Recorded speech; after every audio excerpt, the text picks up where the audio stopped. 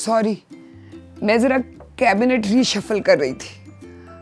हाय, जुम्मा 8 महीने तो हुए हैं और सारे वजीर कैसे मुरझा गए हैं और मेरी गुलदान की शान, मईशत का जादूगर असद उमर कैसे गया है उजड़।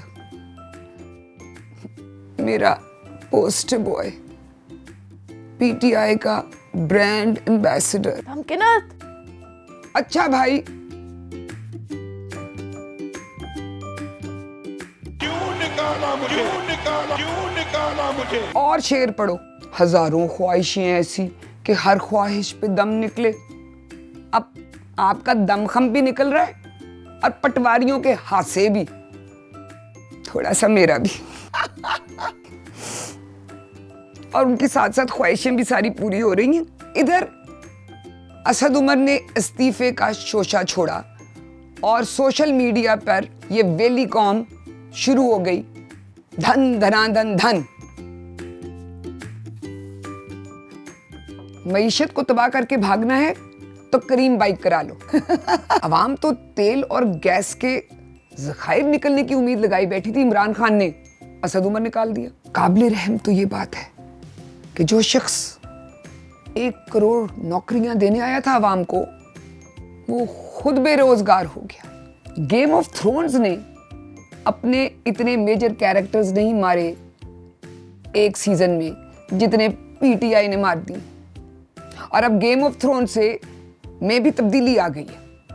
अब हो गया है गेम ऑफ लोन्स जी, यानी कि कर्जों का खेल, जिसके माहिर थे असद उमर। घबराना नहीं। और इसी फिल्म गेम ऑफ लोन्स का एक ये भी शॉट है। वो कहते हैं हीरो आधी शूटिंग से फरार, और साथ ही कि हीरो आगे आगे, वर्कर्स पीछे पीछे, और रोक सको तो रोक लो असद उमर को। एक कूलर को 2 कमरों में शेयर करने का बेहतरीन तरीका। बस मुझे ये समझ नहीं आ रहा कि इतनी ज़हीन कौम पर इतना ज़्यादा कर्जा चढ़ कैसे गया है। इस नाजुक वक्त में आवाम से दरख्वास्त है कि 92 के वर्ल्ड कप की झलकियां देख लें, सब ठीक हो जाएगा। और दूसरी तरफ यूथियों के लिए असद उमर के फजाइल बताने का वक्त हुआ चाहता है। तो फजाइल शुरू हुए, फिर जाहिर है भाई दूसरी तरफ से तो कुछ कहना था ना। तो जवाब आया कि इस्तीफा हमेशा मुहज्जब लोग दिया करते हैं और जाहिल लोग करप्शन साबित होने पर भी डटे रहते हैं। उस पर जवाब आया, असद उमर को तो खुद भी नहीं मालूम था और ये ग्रेसफुल इस्तीफे का रोना रो रहे हैं। ये लोग वाकई बेवकूफ हैं या कोई आयोडीन की कमी है इनमें? मुनीजा, इनका बस साबुन स्लो है। बंटी, तेरा साबुन स्लो है क्या? और जो फरहान विर्क हैं, वो सोशल मीडिया पे पीटीआई के सबसे वफादार वर्कर हैं। उनकी भी कप्तान ने बस करा दी है। वो कहते हैं आज जो दिल करता है पटवारियों का मुझे खुल के गालियां दे, मैं उनको ब्लॉक नहीं करूंगा, मैं खुद बड़ा तपावा बैठा हूं। लेकिन फिर फौरन बाद ही दफा भी करने लगे। ये होती है ना मोहब्बत। और उन्होंने कहा कि इतने इतने फ्रॉडियों को आपने इतना वक्त दिया है, तो 2 महीने अगर हफीज शेख को भी दे देंगे तो क्या क़यामत आ जाएगी। मुझे लगता है तुसी लोग क़यामत ले आके ही छड़ोगे। ट्वीट आई कि असद उमर हमारे अगले वजीर आजम होंगे और साथ उनके सारे बताए कि कितने वो काबिल और वगैरह वगैरह, और अगले वजीर आजम होंगे। आगे से रेड मार्कर कहता है मुझे भी ये नशा करना है।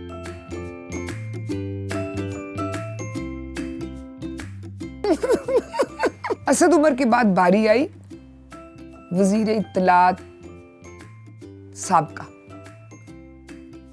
फवाद चौधरी की।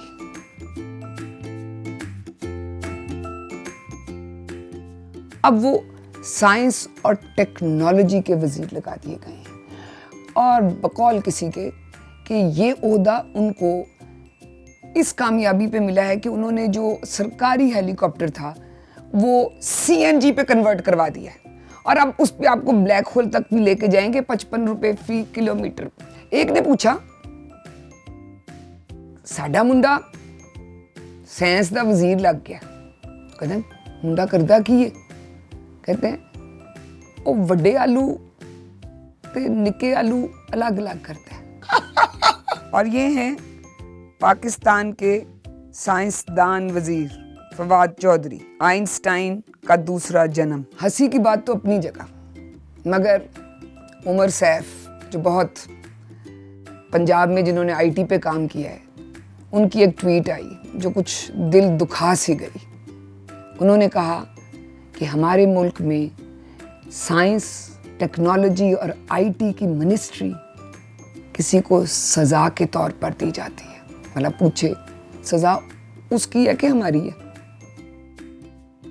पर है दुख की बात। तो फिर बारी आई फिरदौस आशिक अवान। 22 साल कप्तान अपनी बेनूरी पे सोता है, बड़ी मुश्किल से होता है चमन में दीदावर पैदा।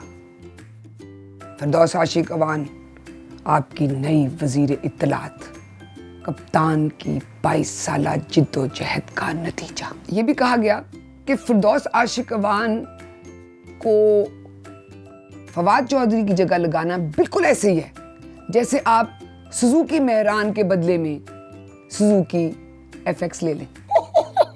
ये जो फिल्म चल रही है ना, जो देख रहे हैं हम काफ़ी अरसे से, उस पे उन्होंने कहा फिरदौस आशिक अवान का वजीर इत्तलात लगना।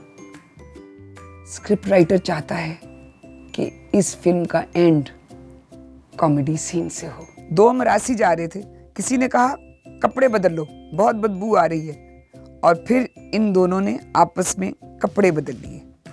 हुकूमत ने वजारतें भी इसी असूल पर तब्दील की हैं। और फिर जो बच गए उनमें परवेज खटक ने कह दिया, खबरदार जो मुझसे इस्तीफा मांगा मैं गोली मार दूंगा। सीरियसली।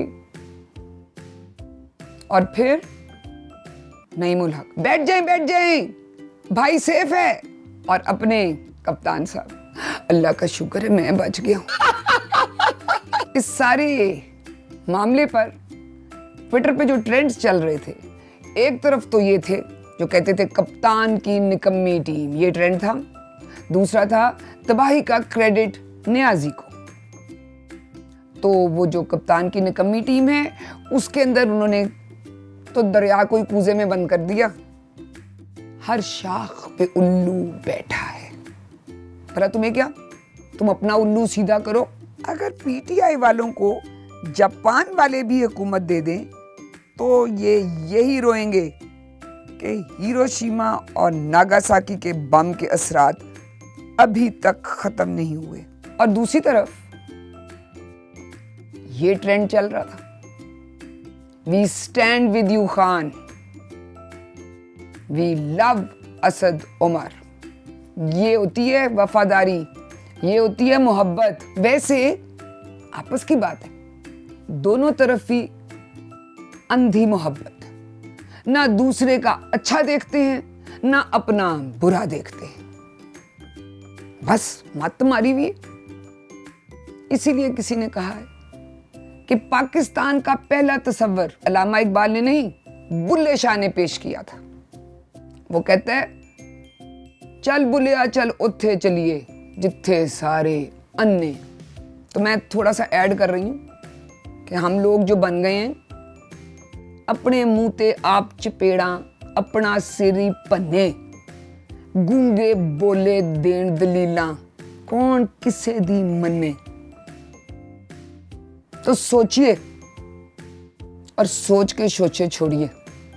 इस मोहब्बत की जंग में इंसाफियन जीत चुके हैं और पटवारी तो एयरपोर्ट तक ना पहुंचे। जौक दर जौक लाहौर एयरपोर्ट पहुंचकर उनका वालिहाना इस्तकबाल करें। प्रोग्राम तय हुआ था, उसमें ये जौहरा पुल तक जो है इस सारी रैली में जाना था। सिंबॉलिकली वो बहुत बड़ी बात है अगर हम वहाँ पे जाते। और इधर ये कहते हैं आंधी हो तूफान हो, चाहे बाबर आवान हो या फिरदौस आशिक आवान हो, हमारा लीडर खान हो, हमारा लीडर खान हो। ये होती है मोहब्बत। आज का काबीना का इजलास, हालिया रिपोर्ट से ये सामने आया है कि हमारे पास और कोई रास्ता नहीं बचा, सिर्फ इस डूबते हुए जहाज से निकलना होगा। अब देखें ना, मेरे पिछले शो पे जो मैंने ट्वीट पढ़ दिया कि पेट्रोल महंगा और चर्च सस्ती, घूमना है या झूमना है, तो इस पे एक आरके साहब हैं, उन्होंने कह दिया आप मेकअप पे खर्चा कम करोगी तो दोनों कर सकती हो।